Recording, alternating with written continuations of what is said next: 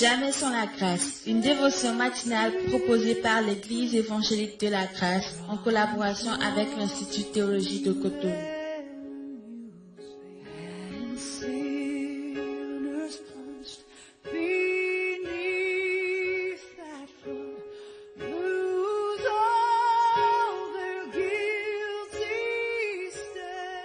Bonjour chers amis, chers internautes, nouvelle journée, nouvelle semaine et bienvenue dans cette nouvelle dévotion. Au passage, nous remercions nos frères qui nous sont venus du Togo pour nous rendre visite la dernière fois. Et sur ce plateau, nous avions reçu Pasteur Paul, Pasteur Robert, le frère Casmi. Nous bénissons Dieu pour vos vies, pour votre amitié, pour la famille que nous sommes.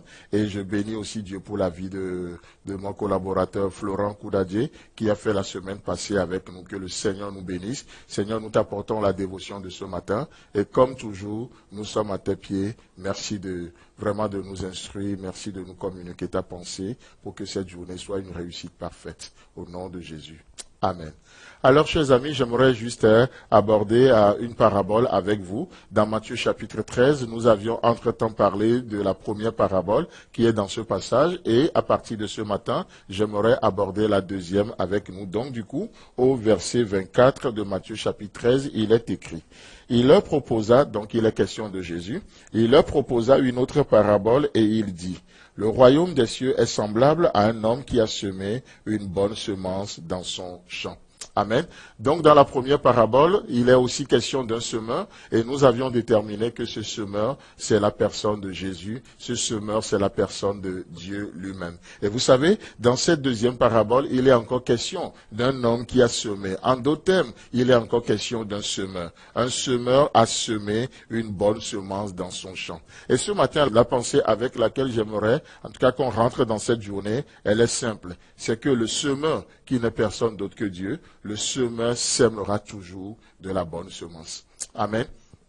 Notre Dieu sèmera toujours de la bonne semence. En lui, il n'y a point de douleur. En lui, il n'y a point de malheur. Dieu vient et il investit ce qu'il a de meilleur. Ce qu'il a de meilleur, il vient, il investit en nous. Tout comme Dieu vient, il investit Jésus-Christ, le meilleur de la Trinité, le meilleur, Dieu l'a investi en nous. Et comme le dit aussi Hudson Taylor, ce missionnaire à l'intérieur de la Chine, qu'est-ce qu'il dit? Il dit que Dieu donne toujours ce qu'il a de meilleur à celui qui le laisse faire le choix. Et ça, c'est notre Dieu.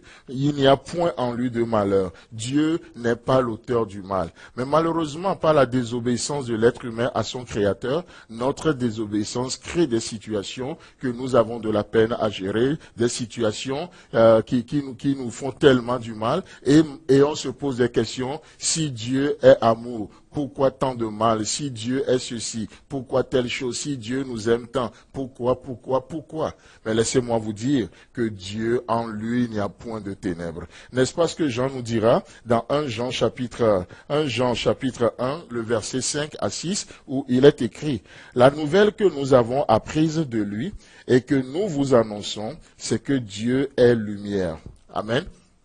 La nouvelle, la bonne nouvelle, ou la nouvelle que nous avions apprise de lui et que nous vous annonçons, c'est-à-dire en d'autres termes, ce que nous vous annonçons n'est rien d'autre que ce que nous avons appris. Nous ne sommes pas l'auteur de ce que nous prêchons. Nous ne sommes pas l'auteur de cet évangile. Non, c'est un évangile qui vient du cœur de Dieu. Dieu en est l'auteur. C'est pourquoi nous l'appelons une bonne nouvelle. Parce que ça ne vient pas d'un cœur corrompu. Ça ne vient pas d'un cœur méchant. C'est le cœur, la nature de Dieu qui s'exprime. Et Jean dira que ce que nous avions appris de lui, c'est ce que nous vous annonçons. Et qu'est-ce que nous vous annonçons? Qu'est-ce que nous avons appris de lui? C'est que Dieu est lumière. Et il n'y a point en lui de ténèbres. Amen. Job, dans sa situation difficile, à un moment donné, Job, dans sa réflexion, va dire, si nous recevons du bien de Dieu, pourquoi n'allons-nous pas aussi recevoir du mal? Et depuis que, ça semble être un peu spirituel, n'est-ce pas? Mais depuis que Job s'est posé cette question, Job s'est mis sur une pente glissante. Ça veut dire que dans sa pensée à lui, il se dit, mais Dieu peut être l'auteur du mal. Chers amis, chers internautes, ce matin, laissez-moi vous dire que Dieu ne peut investir en vous que ce qu'il est, que ce qu'il a. Il a le meilleur, il est la lumière et Dieu investit la lumière en nous. Le verset 6 dit, « Si nous disons que nous sommes en communion avec lui et que nous marchions dans les ténèbres, nous mentons et nous ne pratiquons pas la vérité. » Oh là, c'est vraiment catégorique là. Jean n'a pas besoin de faire la thèse, l'antithèse et la synthèse. C'est simple. Jean a une pensée claire. Il n'a pas la pensée d'un politicien. Il dit, mais si nous disons que nous marchions que nous sommes en communion avec lui, mais que nous marchions dans les ténèbres, nous mentons. Parce que notre Dieu est un Dieu de lumière. Chers amis, chers internautes, que ce Dieu vous dirige aujourd'hui, que ce Dieu vous conduise aujourd'hui, que ce Dieu vous conduise dans sa lumière afin que votre journée soit éclairée, qu'il soit votre soleil de justice au nom puissant de Jésus-Christ.